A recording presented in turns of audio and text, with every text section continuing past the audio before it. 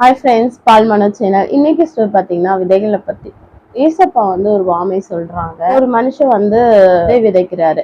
விதைகள் விதைக்கும் போது நான் வந்து இந்த வழி அருகே சில விதைகள்லாம் விழுந்துருது.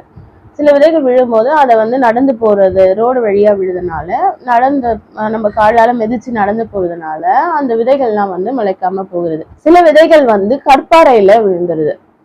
விழும்போது அது வந்து கற்பாறையில வந்து வெயில் வர்றதுனால அது வந்து என்ன ஆகுது, வெயில் பட்டு காஞ்சி அந்த மண்ணில் வந்து சரியா போய் பதியாதனால அது வந்து காய்ந்து போயிடுது. சில விதைகள் வந்து முட்கள்ல விழுது.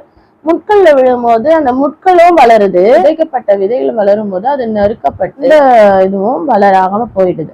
சில விதைகள் வந்து நல்ல நிலத்துல விதைக்கும் போது அது வந்து 100ஆக பலன் தருதுங்க. ஓகே, விதைகள்னு சொல்லும் போது என்னடா இது முட்கள்ல பாறையில வழி அருகெல்லாம் வந்து சொல்லும் போது நமக்கே வந்து சில விஷயங்கள் புரியாது, என்ன சொல்றதுன்னு. அது மாதிரி அவங்களுக்கும் புரியனால ஏசப்பா வந்து பாருங்க அதை அர்த்தமா சொல்லியிருக்காங்க. விதைனா வசனத்தை குறிப்பிடுதுங்க. வழி அருகே விதைக்கப்படுகிறவன் வசனத்தை கேட்கப்படுகிறவரால் அவர்கள் விசுவாசித்து ரட்சிக்கப்படாதபடிக்கு பிசாசானவன் அவன் வசனத்தை அவர்கள் இருதயத்திலிருந்து எடுத்து போடுகிறான். விசுவாசம் இல்லாதனால அந்த வசனத்தை எடுத்து போடுதுங்க.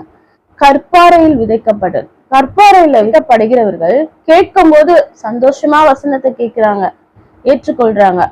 ஆனா தங்களுக்கு வந்து என்னன்னா வேறுண்டு கொள்ளாதபடி கொஞ்ச காலம் மாத்திரம் விசுவாசத்துல இருக்காங்க.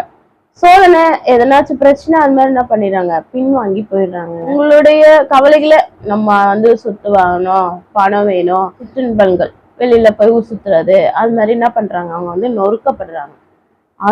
நொறுக்கப்படுறதுனால நம்மளுடைய விசுவாசம் அதுலயும் அதுல வந்து போயிடுதுங்க. நல்ல நிலத்தில் விதைக்கப்படுங்க என்ன பண்றாங்க, ஏசப்பட வசனத்தை கேட்குறாங்க, உண்மையா நடந்துக்கிறாங்க, நன்மை செய்யறாங்க.